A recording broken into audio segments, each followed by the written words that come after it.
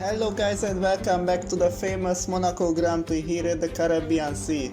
This is the 5th race of the Formula 1 World Championship of Season 3. We already had the Monaco Grand Prix this year in January with the last season, as we see some actions going on between Scuderia and Sanchez for the lead of the race. This was a very good fight between these two and also for the championship. And this is Sanchez's epic move of Waldinger. This was the overtake of the year in my opinion. Gillett is on pole for the first time. Campos is in the front row for the third time this year. 5 lights on. And it starts out and we go. Everyone gets a pretty good start. Gillett should hold the lead. The two Italian drivers charging for the lead. And Lassana sends it down the inside, but Campos to the outside holds second position. Gillett leads into Borivage. Then Campos and then comes Lassana. Maggio Cepitsky at the top 5. Tonashir in 6th position. Waldinger in 5th. Newell Sopran in 8th position. Francesco Di Roberto is in P9. But let's see, we are coming into Mirabes. Lassana still trying to get past Campos, but he holds the position down into. Now we are approaching into the Grand Hotel Happiness here. They are pushing. Maggio goes on to the curve. Very average. Cepitsky goes into the wall. Compromised by Dragan Tonasic, and now Sopran is all over the back of Waldinger for 7th position. But let's see, we are going into the tunnel section right now. Gillett is leading, Campos is 2nd position. Here we go. Tonasic wanna fight back to Cepitsky meanwhile.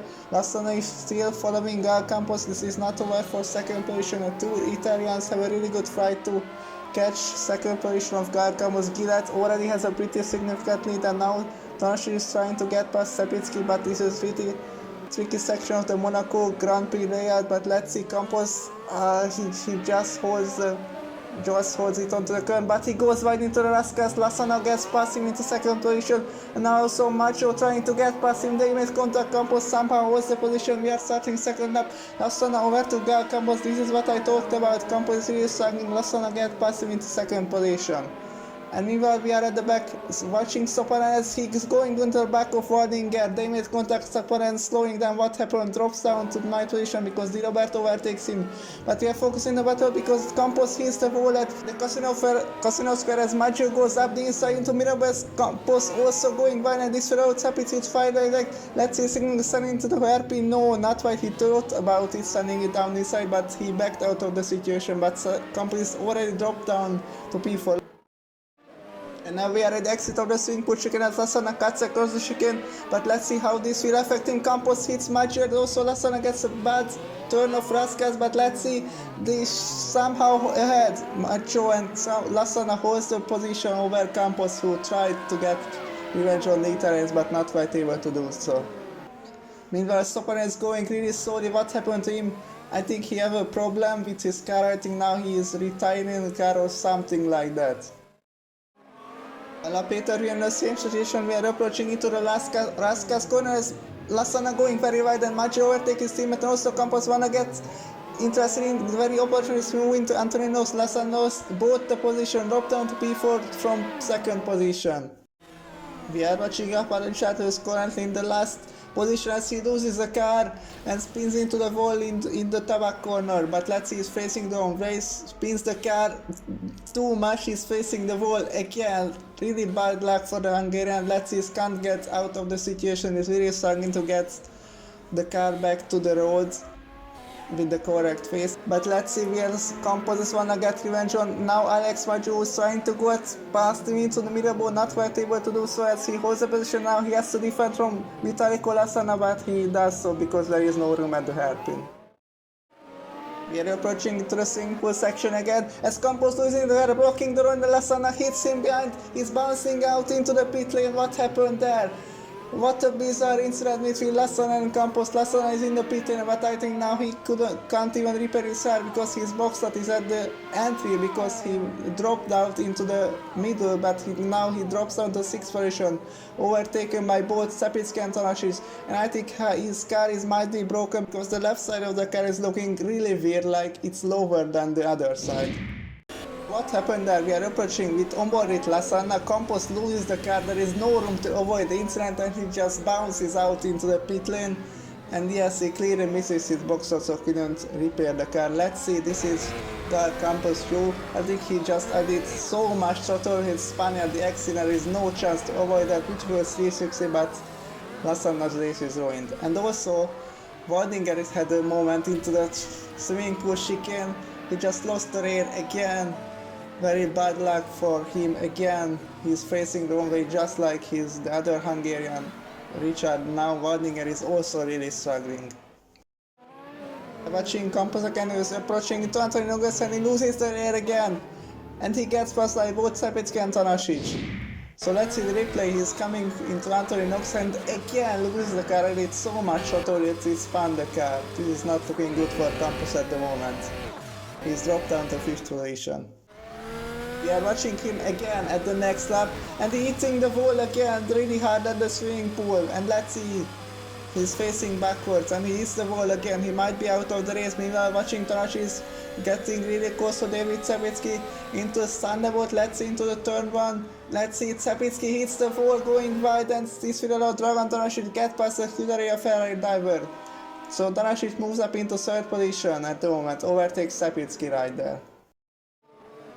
Maggi in 2nd position, but he's really struggling at the moment with his tires, and he's going to the pit to run to undercut from Dragan Tanasic. Clever thinking by Alex Maggio is making his first pit stop of the race. Meanwhile, his teammate is fighting with Francesco Di Roberto for 5th position. We are approaching into Porte, the last turn of the tunnel, but let's see, he's getting the good accident. Di Roberto just moves out of the way. Let's pass the Italian through. We are seeing Benson Waldinger again approaching into the swing for a second, and he's the wall again.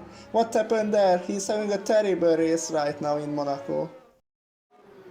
He was having incredible pace after his pit stop. He's already caught up to Dragan Tanasic within 4 laps since he made his pit stop, and now he's challenging to the outside and gets past 2nd position, overtakes Dragan Tanasic.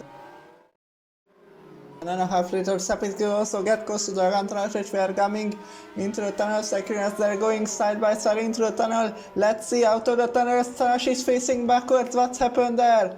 Did they make contact right there at the tunnel? What happened there? Sepitsky is in front. Let's see the replay. On board with David Sepitsky in the Scuderia Ferrari. We are approaching to the exit of the tunnel, and I think now no, because Tanasic lost the car by himself, I think, but Sepitsky couldn't avoid it. Let's see. But with this view, we don't see what really happened there, but I don't think they made contact because Tanasic has also lost the car by himself. So Lassana had a pretty interesting moment at the exit of the tunnel because he also spun there after he managed to repair the car. Now he broke it again, might be. So let's see, this is the second replay of him. We are at the second exit of the swimming pool section, and he loses the car again, facing the wrong way. I think he might be out of the race sadly as well. And now Maggio is the one who is really struggling with his tire temperatures. As let's see, he's losing the car at the swimming pool section. They made contact with Sepitsky. Sepitsky surely had to avoid the incident right there, as now he gets past Alex Maggio for 2nd position. Let's see the replay onboard with David Sepitsky in the Ferrari, and Maggio just suddenly loses the car. Sepitsky braking. He did a really good job to avoid the incident as much as he could, but he gets past the Italian for 2nd position. We are jumping into lap 30 as two familiar faces starting the battle against each other. Sepitsky trying to go around the outside of Mirabeau, not quite able to, so Tanasic holds the position, but Sepitsky is surely with fresher tires. He's clearly faster than Dragan Tanasic. Let's see. We are at the Porsche corner. We are approaching into the tunnel because 15 laps ago they had a pretty big incident right there. This time no problem for them, and Sepitsky beats it too far back again, but he's sending it down the inside. Anyway, that's nowhere chicane. He cuts the track and he has to give back the position. There it is. Tanasic gets past him. But here we go again at the next stop, the safe position on board with David Sepitsky. Now this time Tanasic covered inside line. We are heading into the new chicane. Sepitsky breaks very late, but Tanasic somehow holds the position this time, makes it across the track. At half a lap later, he's running again, this time into the main straight. Let's see, Tanasic turns inside Sepitsky to the outside into Thunderbolt. Let's see what will happen. They made slight contact, Sepitsky in the wall. Pretty significant impact. David Sepitsky hits the wall. I think he might have broke the car because Tanasic escaped. And now in front, clearly as Sepitsky struggling again, loses the car. Beautiful side into the Casino Square. Let's see, but and now the next step, we are watching him again as he approaching into Tabak corner, but he crashes the wall again and spins off again. This is really getting unlucky for David Sepitsky, who had such a beautiful race. He fought for second position with Alashis. He clipped the wall into Sunderwood, and now he is getting past by Alex Maggio, drops down to P4 at the moment. Sapitsky 2 laps later managed to repair his car after the crashes, but let's see, but he's now really struggling again now into the casinos, whereas Gillett as the race leader approaching as they made contact. So let's see the replay. On board with Joe Gillett, the race leader. He had the blind corner. Sapitsky was there, couldn't avoid the incident at all, not his fault. But here we go, we are on the final lap. Joe Gillett approaching into Anthony Knox, gets out of the last corner, waving to the checkered flag in Monaco. Joe Gillett comes home in, takes his first victory in Monte Carlo. Beautiful victory, Grand Slam for Joe Gillett, his first win and first podium for the league. Incredible performance. So, let's look at the race results here in Monaco. Joe Gillett won the race by over 2 laps from the second position. Gillett did a grand challenge right there, led every single lap, did the fastest lap as well. Alex Maggio and Dragan Tomásics completes the podium, so Miller, Weidinger and Di Roberto finished the race with 5 DNFs this time. Let's look at the drivers standing now. Dragan Tomásics is still in the lead, but only just about 4 points clear of Alex Maggio. Joe Gillett jumped straight into third position, and Sapitsky, Campos, Tassana, Richard Weidinger, Fragan Scalaro is the top 10. And here at the bottom packs, Di Roberto has now 14 points. And now lastly look at the constructor standing. Team Italia Esport is still in the lead by over 4 points clear of Rebellion Racing. Miles Mechanics also jumped straight up into third position, meanwhile Ferrari drops down to P4 and Proyecto Cacharo 5th and Hispania 6th and so on.